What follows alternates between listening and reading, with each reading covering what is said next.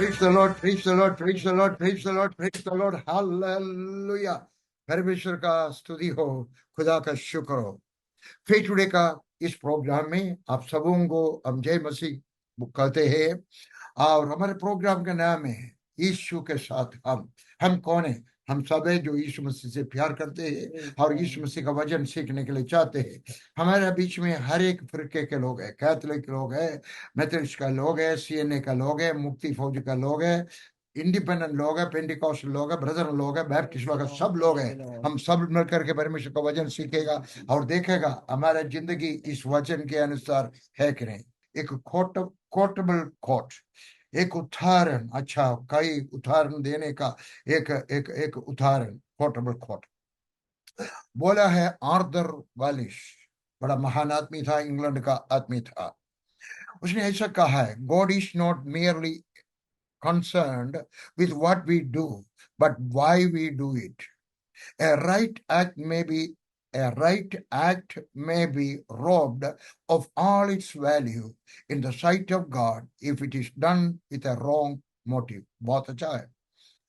हिंदी में बोलेगा तो हम क्या कर रहा है, परमेश्वर ये नहीं देखता है कि हम क्या कर रहा है, बल्कि वो देखता है कि हम ये काम करने का उद्देश्य क्या है।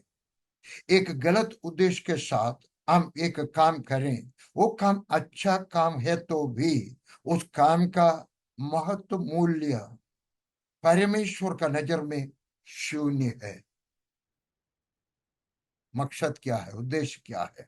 पार्ट 3 आज का मैसेज का है इंटरसेसरी प्रेयर, मध्यस्थ प्रार्थना। बाइबल में से हम सीखेंगे 3 4 5 लोगों के बारे में हम देखेंगे। नंबर 1 अब्राहम को अपना भतीजा लूत ने धोखा दे दिया।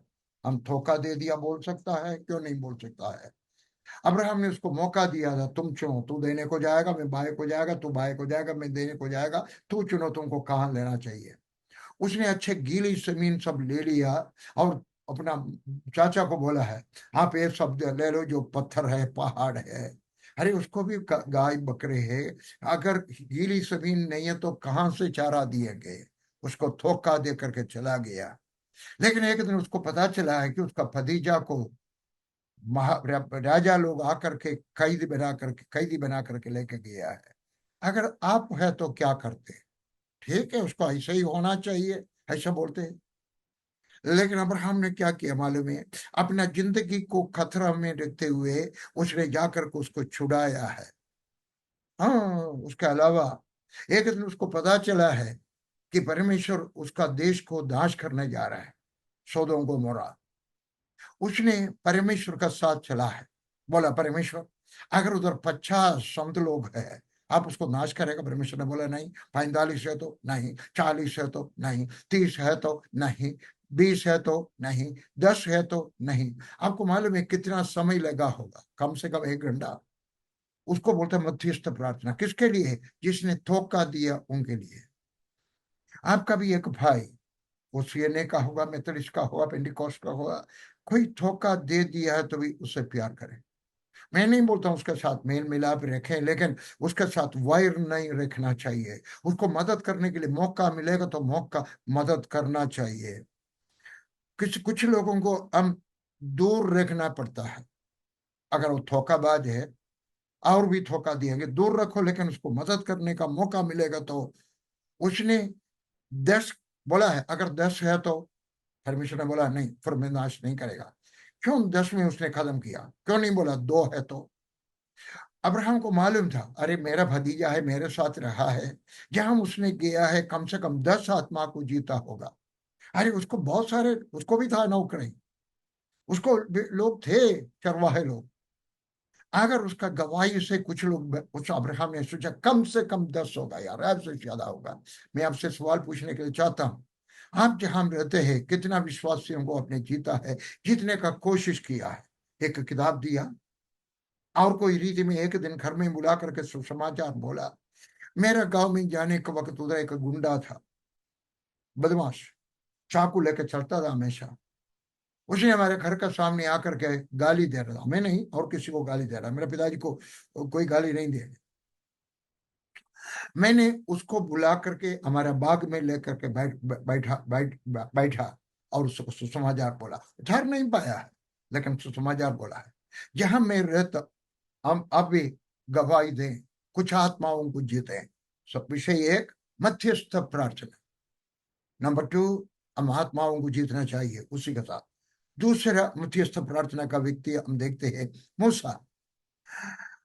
मूसा का जन्म परमेश्वर का मर्जी था। मैं ऐसा विश्वास करता हूं हर एक विश्वासी जो उतार पाया है परमेश्वर का योजना नहीं है। माँ का खुद में बच्चा पैदा होने का वक्त मैं नहीं सोचता हूँ हर एक विश्वासी जिससे कोई काम का है नहीं, जिसने कोई काम ही नहीं दिया स्वर्ग में जाएगा। लेकिन एक लीडर का जन्म, पेट माँ का पेट में जन्म परमेश्वर का योजना है, परमेश्वर का प्री प्लान है। इसलिए बाइबल में लिखा है अपना माँ का पेट में पैदा होने से पहले उसने मेरे को जाना है। किसको? एक लीडर को। दाऊद ऐसा था, पौलुस ऐसा था। हालेलुया। मूसा को परमेश्वर ने जन्म दिया। पहला 40 दिन वो महल में था। महल में उसको अच्छा पढ़ाई दिया, अच्छा सिखलाई मिला, अच्छा लड़ाई करने का लीडरशिप का क्वालिटी दिया है। और उसने अपने आप को सोचा अरे मैं कुछ ना कुछ हूं, आई एम समबडी। लेकिन अगले 40 साल वो बियाबान में था, मरुस्थल में था। और उसने जो कुछ सीखा था उसको मिठाना पड़ा परमेश्वर को। मैं पहले जब रेडियो में प्रचार करता था, रिकॉर्ड करने के लिए जाते हैं, उस वक्त कैसेट होता था।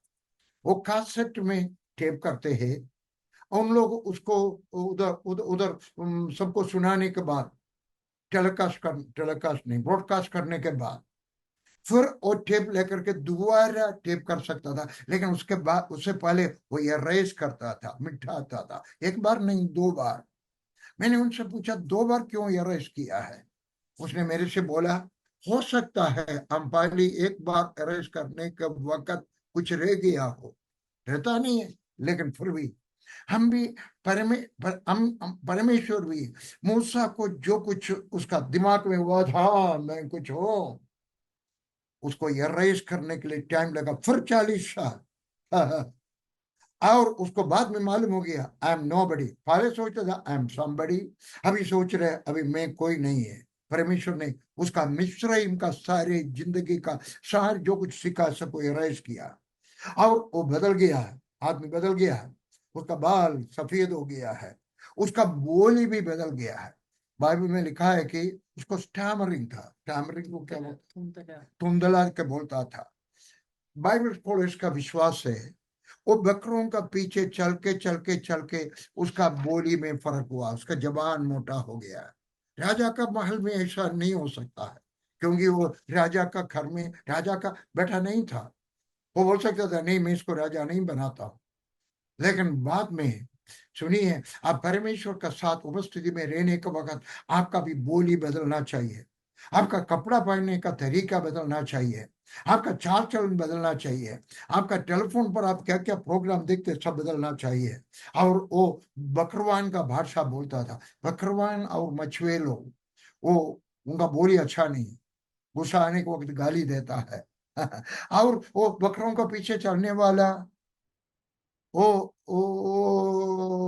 कम बात करता है, बहुत कम। किससे बात करना है? बकरा से क्या बात करेंगे? बकरी से क्या बात करेंगे? बहुत कम बात करते थे। और पहले वो बोलता था मैं कर सकता हूँ। अभी मैं शब्द बदल गया है, चला गया है? उसका चमड़ा बदल गया, बुड्ढों का हो गया धूप में रहते हुए।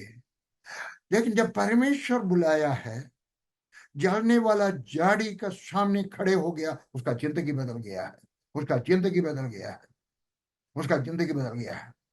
परमेश्वर बुलाने के वक्त उसने 5 बार बोला है मेरे से नहीं होगा, ये मैं इसका लायक नहीं हूं।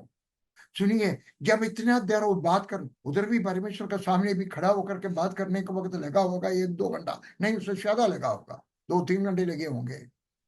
सुनिए, तब तक वो वो झाड़ी में जो आग था वो बुझा नहीं है। सुनिए, आपका बुलाहट बुझता नहीं है।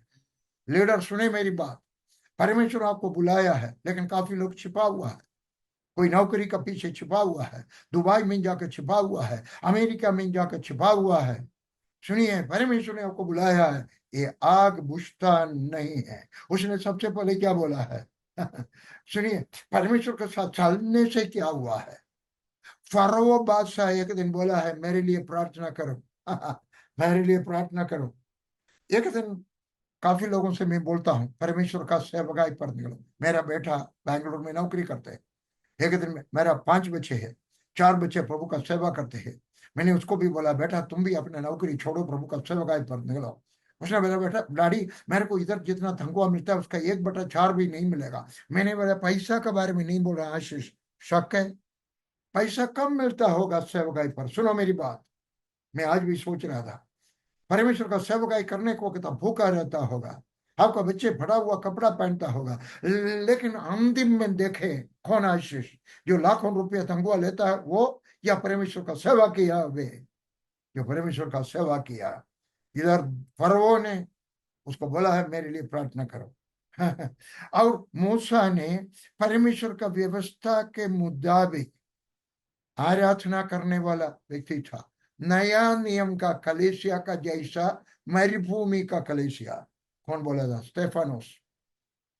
उसने बोला था निर्गमन का किताब में, है पूरा मरुस्थल का कलीसिया, नया नियम का जैसा दर्शन उसने पाया है। हालेलुया। लेकिन उसने कुछ बोला है, मेरे से नहीं होगा। निर्गमन का किताब 3:12 में बोला है, उसने पहला बोला है, मेरे से नहीं होगा। उसने कहा, निश्चय मैं तेरे संग रहूंगा, और इस बात को कि तेरा भेजने वाला मैं हूँ। तेरे लिए यह चिन्ह होगा कि जब तू उन लोगों के मिस्र से निकाल चुके, तब तुम उसी पहाड़ पर परमेश्वर का उपासना करोगे। 11 पद में लिखा है कि ये बड़ा काम, इसके लिए 11 पद पढ़ोगे।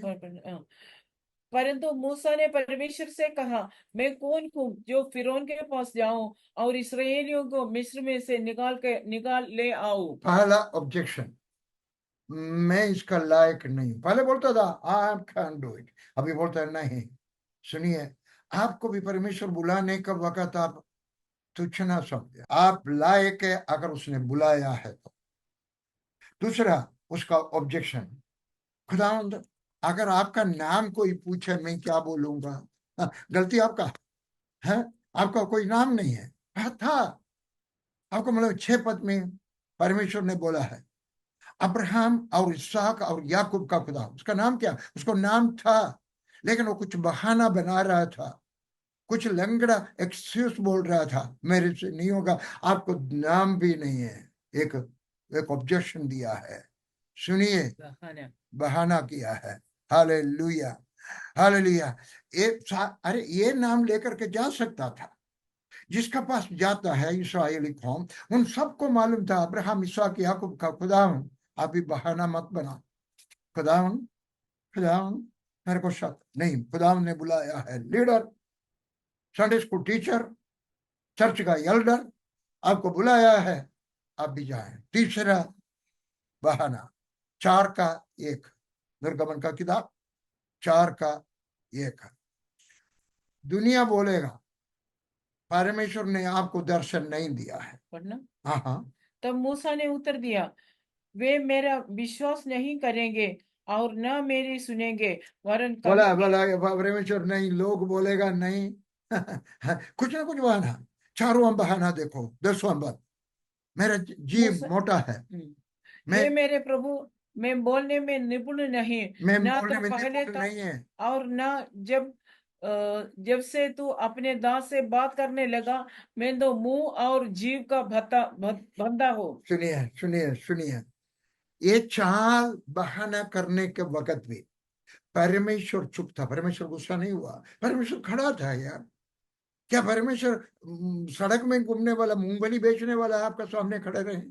सुनिए, जिसको बुलाया है उसका सामने परमेश्वर खड़े होता है, ताकि आप बोले हाँ खुदा, जो काम तूने आप मुझे दिया है संडे स्कूल सिखाने के लिए, प्रचार करने के लिए, मिशनरी बनकर जाने के लिए, पास्टर साहब का घर में खाना बना के मैं जाने के लिए तैयार हूँ खुदा। परमेश्वर शांत होकर के खड़ा रहा। एक और बहाना है, बहाना 13वां पद, बोला खुदा मैं पढ़ूंगा, मेरे से नहीं होगा, आप और किसी को भेजो। सुनिए, 4 बहाना बोलने के वक्त परमेश्वर नाराज नहीं हुआ, परमेश्वर गुस्सा नहीं किया है, परमेश्वर को क्रोध नहीं आया है। लेकिन जब ये बोला है, 14 पद पढ़ोगे।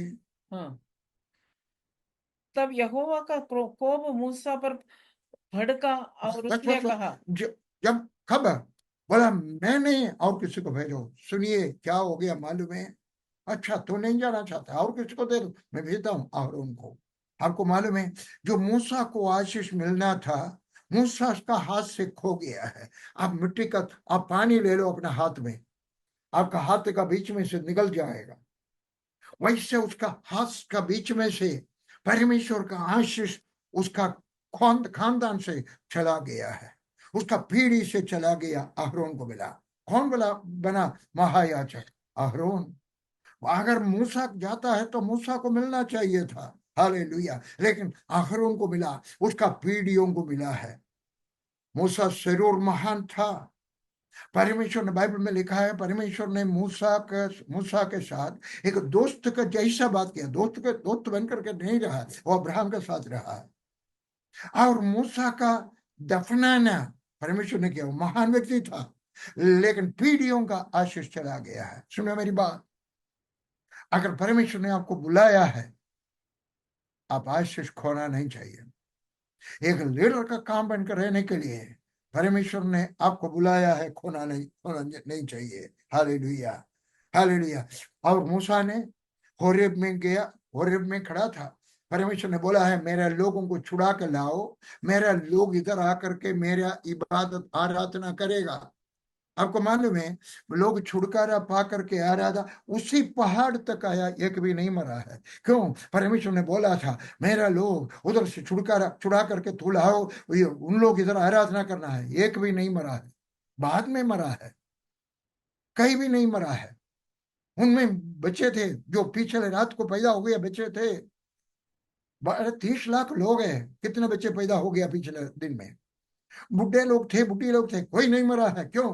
परमेश्वर ने वायदा दिया है तो परमेश्वर संभालेगा, परमेश्वर वायदा को पूरा करेगा। हालेलुया। जब लोग पाप किया है, परमेश्वर ने सजा मिला है। 19वां अध्याय में लिखा है, 19वां अध्याय में लिखा है, वो उधर तक आया, कोई नहीं मरा है। लेकिन बाद में जब लोगों का बीच में पाप हुआ है, महापाप हुआ है, परसंग हुआ है, मूर्ति पूजा किया है, परमेश्वर का कोप हुआ है, क्रोध हुआ है। हालेलुया। पढ़ें लीजिए निर्गमन का किताब 32 का 30 से लेकर के 34 तक। 32 का 30 से लेकर के 34 तक। दूसरे दिन मूसा ने लोगों से कहा, तुमने बड़ा ही पाप किया है, अब मैं यहोवा के पास चढ़ जाऊंगा। संभव है कि मैं तुम्हारे पाप का प्रायश्चित कर सकूं। तब मूसा यहोवा के पास जाकर कहने लगा, हाय हाय, उन लोगों ने सोने का देवता बनाकर बड़ा ही पाप किया है। तो भी अब तू उनका पाप क्षमा कर, नहीं तो अपनी लिखी हुई पुस्तक में से मेरे नाम को काट दे। यहोवा ने मूसा से कहा, जिसने मेरे विरुद्ध पाप किया है उसी का नाम मैं अपनी पुस्तक में से काट दूंगा। अब तू जाकर के उन लोगों को उस स्थान में ले चल जिसको चर्चा में मैंने तुझसे की थी। देख, मेरा दूत तेरे आप आगे आगे चलेगा, परंतु जिस दिन मैं दंड देने लूंगा उस दिन उनको इस पाप का भी दंड दे दूंगा। सुनिए, परमेश्वर ने 32 का 10 में बोला है मैं तुम्हें बड़ा जाति बनाऊंगा। अब मूसा बोल रहा है मेरा नहीं है आशीष। 30 लाख लोग, 30 से अधिक है, 30 लाख लोगों के लिए मैं विनती करता हूं, चाहिए तो मेरा नाम बिठा दे जीवन का पुस्तक से, उनका नाम नहीं काटना है। आप पढ़ सकते हैं 11 से लेकर के 14 तक, 32 का 32 का 11 से 11 से लेकर तब मूसा अपने परमेश्वर यहोवा को यह कह के मानने लगा, हे यहोवा, मेरा कोप अपनी प्रजा पर क्यों भड़का है, जिससे तू बड़े सामर्थ और बलवंत हाथ के द्वारा मिस्र देश से निकाल लाया है। मिस्री लोग यह क्यों कहने पाए, वह उनको बुरे अभिप्राय से, अर्थात पहाड़ों में घात करके धरती पर से मिटा डालने के मनसा से निकाल ले गया। तू अपने फटके हुए कोप से शांत कर और अपनी प्रजा को भी ऐसे हानि पहुंचाने से फिर जा। अपने दास अब्राहम, इसहाक और याकूब को स्मरण कर, जिसने तूने अपने ही शपथ खाकर यह कहा था, मैं तुम्हारे वंश को आकाश के तारों के तुल्य बहुत करूंगा, और यह सारा देश जिसकी मैंने चर्चा की है तुम्हारे वंश को दूंगा, कि वे उसके अधिकारी सदैव बने रहे। मैं हो तो कभी ऐसा प्रार्थना नहीं करता, अरे मेरे को स्वर्ग में जाना है, उसको बहुत बंडल भर के आशीष मिला है, मैं तुम्हें आशीष दूंगा, तुम्हारे खानदान को आशीष। बोलते नहीं नहीं नहीं नहीं नहीं नहीं नहीं, मेरे नाम चाहिए तो काट दो, लेकिन इनका नाम नहीं काटना है। इसको बोलता है मध्यस्थ प्रार्थना। आपका दुश्मन जिसने गलती किया है, आपका कलीसिया में कोई, आपका संस्था में कोई, आपका घर में कोई पीछे हट गया है, शराब पीना शुरू किया है, ना बोले खुदा उनको सजा दो, थोड़ा रगड़ दो, नहीं नहीं नहीं, इसको बोलते हैं मध्यस्थ प्रार्थना। यीशु मसीह भी हमारे लिए प्रार्थना करते हैं। रोमी का खाता 8 का 34 में लिखा है, Jesus is at the right hand of God and is also interceding for us. Yeshu Masih परमेश्वर का दाहिने हाथ का उधर बैठ करके हमारे लिए मध्यस्थ प्रार्थना करते हैं। और यीशु मसीह जैसा मूसा ने प्रार्थना किया और मूसा ने बोला मेरा नाम काट दो, उसने सजा अपने ऊपर ले लिया, यीशु मसीह भी हमारा सजा लेते हुए दुनिया में आया है। पहला यूहन्ना 2 का 1 में लिखा है, Jesus is our advocate with the father. Yeshu Masih हमारा वकील है परमेश्वर का सामने। अगर चाहिए तो अब लिखा ले लो, बाद में पढ़ लेना, इब्रानी का खत 7 का 25। यीशु मसीह हमारे लिए मध्यस्थ प्रार्थना करते हैं, हमारे लिए एक वकील होकर। आपको मालूम है वकील का मतलब क्या है? अपना जो कस्टमर है उसके लिए वकालत करना। नहीं साहब, मेरे आदमी को सजा नहीं मिलना चाहिए, मदद दो। हमारा यीशु मसीह हमारे लिए वकालत करते हैं, लेकिन मूसा बोलता मेरा नाम चाहिए तो काट दो। हम भी प्रार्थना करना चाहिए हमारा बेटा के लिए, हमारा बेटी के लिए, हमारा कलीसिया का एक विश्वासी के लिए। ये नहीं बोलना मैं रगड़ दो, हालेलुया, उसको बोलता मध्यस्थ प्रार्थना। तीसरा एक आदमी को मैं देख रहा हूँ, एलिया एलिया नबी। उसने बोला है बारिश नहीं है, राजा आहाब से बोला है सारे लोगों को इधर बुलाओ, जितना लोग है सबको बुलाओ। सब लोग आया लिखा है। आप सोच रहे हैं कि 4-5 लाख लोग आया होगा? नहीं, उनका रिप्रेजेंटेटिव आया होगा, उनका panchayat member, panchayat president, MLA, MP, आप ऐसे समझो लोग सब आया है। सुलेमान का टाइम पर, सुलेमान के बाद दो इसराइली कौम दो हो गया था। 10 वंश इसराइल, उनका हेडक्वार्टर है शमरिया। जिसको नहीं मालूम है लिख लो। इसराइल कौम में 10 वंश, उनका हेडक्वार्टर है शमरिया। 2 वंश है यहूदा, उनका हेडक्वार्टर है यरूशलेम। यरोबेयाम बोल करके एक राजा था, उसने बड़ा बोझ, सुलेमान का बेटा, बड़ा बोझ लोगों पर रखा तो लोग पीछे हट गया है। यरोबेयाम परमेश्वर का मर्जी पर नहीं चला है, उसने महापाप करने के लिए लोगों को इजाजत दे दिया है।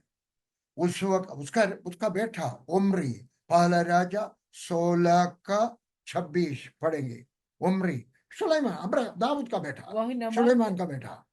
वही नबात के पुत्र यरोबाम की सब चाल चला, और उसके सब पापों के अनुसार जो उसने इसराइल का करवाए थे, जिससे कारण इसराइल के परमेश्वर यहोवा को उन्होंने अपने व्यर्थ कर्म से क्रोध दिलाया था। परमेश्वर का ओ, क्रोध हुआ क्या है? उम्र गलत, के हाँ, बस उम्र, गलत काम करने से। सुनिए, सुनिए, हम, मैं और लिली कल और आज पढ़ रहा था, जब हम परमेश्वर का विरुद्ध जाएगा, हम व्यभिचार करेगा, हम गलत काम करेगा, हम मूर्ति पूजा करेगा, हम जादूगर के पास जाएगा, है कुछ न कुछ पाप करने का वक्त क्या है, परमेश्वर हमें सजा मिलेगा, हमारे बच्चों को भी सजा मिलेगा। शक है आपको? बाइबल से दिखाऊं? एसेकिएल नबी का किताब हम पढ़ रहा था आज, हम उसको कोई हमसे हमें प्रचार कर रहा था। हालेलुया। उम्री का बेटा आहाब 30वां पद में, 31वां पद में है, उसने 30वां पद में, वो बड़ा महाभावी था, सबसे गंदा राजा था, इस्राएल का राजा आहाब। और उसने 31वां अध्याय में, नहीं पढ़ना नहीं, उसने जाकर के एक गलत लड़की के साथ, अन्य जाति की लड़की के साथ शादी किया। जिसने शादी किया है, हम नहीं बोलेगा आप बदलो, लेकिन जिसने शादी के बारे में सोच रहा है अन्य जाति के साथ, अधिक गलती नहीं करना, गलती नहीं करना, गलती नहीं करना। अन्य जाति के साथ शादी किया, वो और भी खराब था, इससे भी खराब था। हाँ, इसलिए क्या हुआ है, परमेश्वर ने सजा दिया है, मूर्ति पूजा करने को सजा दिया। 3 साल बारिश नहीं था, लेकिन परमेश्वर ने एलिया को बुलाया, परमेश्वर ने उनको नहीं भूला है 3 साल के बाद। हालेलुया। दाऊद खड़ा होकर के बोला, तो कितना साल 2 किश्ती में पैर रखे खड़े हो जाए, इसलिए या बाल का सेवा करो या परमेश्वर का सेवा करो। ये एक का सेवा करो, ऐसा कर लो, 2 बैल को लाओ, आओ। सुनिए, थोड़ा जल्दी जाना मुझे। एलिया ने बोला है, वेदी बनाओ, तुम 1 बैल को ले लो, तुम अपना बाल देवता से प्रार्थना करो। मेरा आपने एलिया का किताब पढ़ा है? नहीं पढ़ा है तो मेरे दफ्तर में मांग लो, अच्छा किताब है, मेरा सबसे अच्छा किताबों में से एक है। उसने, उनका प्रार्थना से कुछ नहीं हुआ है, उन्होंने सब कुछ किया, मंत्र पढ़ा, कड़ बड़ा बड़ा बड़ा बड़ा बड़ा बड़ा बड़ा बड़ा, ice cream, face cream, milk cream, ऐसा कुछ बोला है, लेकिन कुछ नहीं हुआ है। लेकिन बाद में एलिया ने क्या किया है, अपने लिए वेदी बनाया। वेदी बना करके पहला राजा 18 में अलग अलग काम किया, 3 काम बताता हूँ, 3 नहीं और भी किया है। उसका 30वां पद में लिखा है, उसने बोला नहीं ले ली, पढ़ना नहीं, खत्म नहीं होगा। बोला सब लोग मेरे पास आओ। इसका मतलब है एक परमेश्वर का दास का जिंदगी कुछ गुप्त रीति का नहीं होना चाहिए, सबको देखने का लायक होना चाहिए। मेरा जिंदगी, मेरा प्रार्थना का जिंदगी, मैं किसी से बात करने को, टेलीफोन करने को, मैं एक सवाल पूछूं, क्या आपका फोन आपका पति या आपका पत्नी का हाथ में 1 हफ्ता के लिए दे सकते हैं? आपका फोन आपका माँ बाप का हाथ में दे सकते हैं? क्यों नहीं दे सकता है? आपका जिंदगी खुला एक किताब होना चाहिए, खुला किताब। एक आदमी को मैं बारे में मैंने सुना है, उसका फोन में 5 लोग है, व्हाट्सएप का भी लोग है, बाकी सब में लोग है। क्यों लोग लगाते हैं? एक लोग तो चाहिए, लेकिन दूसरा लोग, मेरा पत्नी ना देखे, मेरे बच्चे ना देखे, दूसरा क्यों? क्यों? कुछ ना कुछ गड़बड़ है। आपका बटुआ, मैं काफी लोगों को जानता हूं, उनका पत्नी को नहीं मालूम उसका तनख्वाह कितना है। अगर पत्नी का ऊपर आपको विश्वास नहीं है तो मैं समझता हूँ उसने पैसा लेकर के अपना भाई को देते हो, मैं समझता हूँ। नहीं तो क्यों क्यों नहीं बता सकते कि आपका आपका तनख्वाह कितना है? क्योंकि आपने और किसी को देता होगा, या आपने कोई रईसी रीत में आप बटोरता होगा। कुछ नहीं है, बोलता है सब लोग मेरे दोस्ती क्या हो। मेरा बैंक का, मेरा और लिल्ली का 2 अकाउंट है, हमारे दोनों अकाउंट का बुक हमारे दफ्तर में है, हमारे पास नहीं है। चेक बुक उधर ही है, हमारा अकाउंट भी ऑडिट करते हैं, वही दफ्तर में देता है। नंबर 2, बोलता है उसने वेदी को मरम्मत किया है, पहले वेदी था लेकिन टूट पड़ा है। आपका जिंदगी भी टूट पड़ा है, आपका फैमिली लाइफ टूट पड़ा है, आपका उपदेश टूट पड़ा है, आपका प्रार्थना का जिंदगी टूट पड़ा है, आपका आराधना का जिंदगी टूट पड़ा है। उसने उसको मरम्मत किया है। तीसरी बात, 31वां पद है, उसने इस्राएल 31 पढ़ोगे? फिर एलिया ने याकूब के पुत्रों के गिनती के अनुसार, जिसके पास यहोवा का यह वचन आया था, तेरे नाम इसराइल होगा, बस उनका गोत्र, बारह पत्थर चाटे। उनका गोत्र। हाँ। मतलब फिर एलिया ने याकूब के पुत्रों का गिनती के पुत्रों अनुसार का गिनती का जैसा, कैसा? 1 2 अनुसार 3 4 नहीं नहीं नहीं नहीं, उनका पुत्रों का गिनती के अनुसार। उसका मतलब है उनका नाम लिया होगा। एक पत्थर लिया और बोला शिम रूबेन, दूसरा पत्थर लिया बोला शिमियोन, तीसरा पत्थर लिया यहूदा, चारवां पत्थर लिया लेवी, अगले पत्थर लिया सबूलून, इसाखार, दान, गाद, आशेर, नप्ताली, यूसुफ, बेन्यामीन। उसने 12 पुत्रों का गिनती के अनुसार नाम लेकर के इकट्ठा किया। मैं विश्वास करता हूं, मेरे किताब में मैंने अच्छी तरह लिखा है। बाद में उसने 12वां कोई इकट्ठा करके बोला होगा 1 2 3 4 5। इसका मतलब एक संदेश प्रचार कर रहा था, तुम लोग अभी टूटा हुआ खड़ा है। 10 और 2 परमेश्वर ने नहीं बनाया था, तुम लोगों ने अपना। सुनिए, आपका खानदान में आशीष आने के लिए आप चाहते हो, सुनिए, डिविजन नहीं होना चाहिए।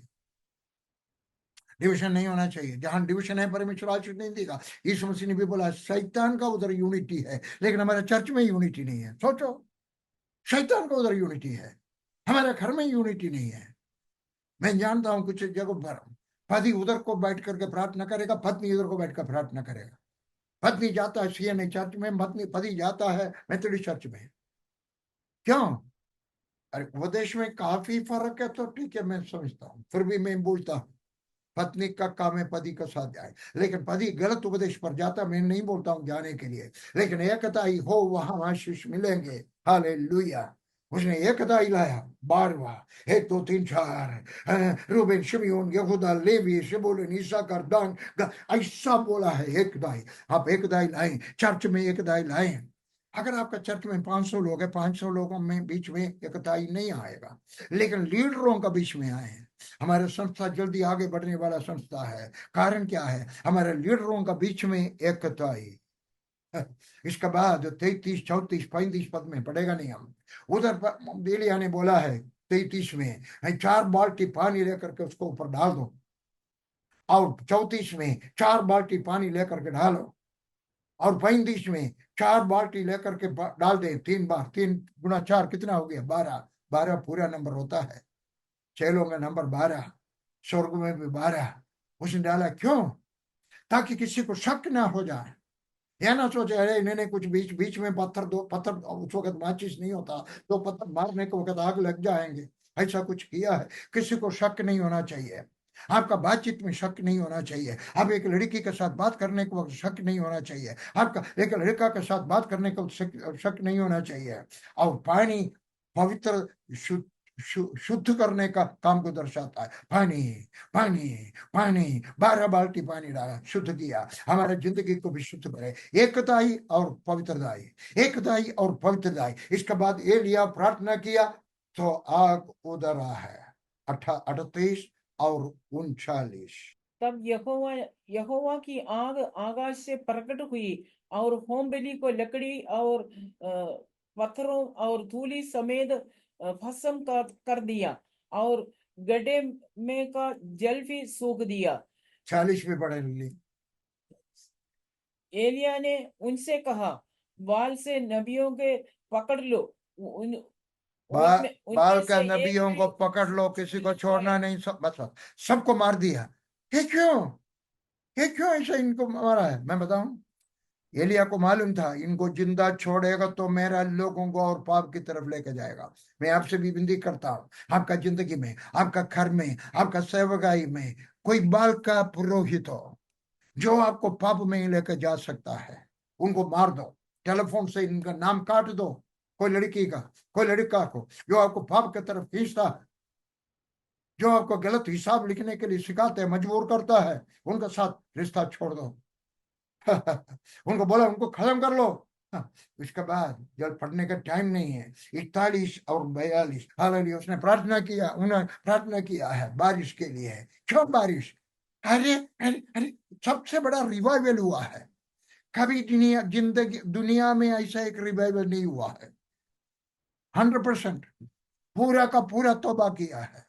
लेकिन वो बोलता मैं तृप्त नहीं है, मेरे लोग परेशानी में हैं, पानी नहीं है, सब लोग भूखा मर रहा है। हालेलुया। उसको बोलता है मध्यस्थ प्रार्थना। उसने ऊपर जा करके टांग के बीच में सिर डाल करके प्रार्थना किया। उस वक्त कहीं ना कहीं अलग अलग जगह पर बच्चा को पैदा करने के लिए, पैदाइश देने के लिए महिला ऐसे बैठती थी। एक दर्द दे रहा था जन्म देने के लिए, एक चमत्कार का, बारिश का पैदा करने के लिए, उसने बच्चा को जन्म देने का जिस हाँ खुदा, हाँ खुदा, उसको बोलते मध्यस्थ प्रार्थना। हालेलुया। उनको यही विचार था, लोगों का तकलीफ जाना है, लोग भूखा है, बारिश आना है। हालेलुया। मैं ऐसा विश्वास करता हूं, अगर आज भी आसमान से आग उतरे, बड़ा रिवाइवल, बड़ा बेदारी आएगा। हालेलुया। बाकी लोग प्रभु के पास आएगा। एक और पढ़ेंगे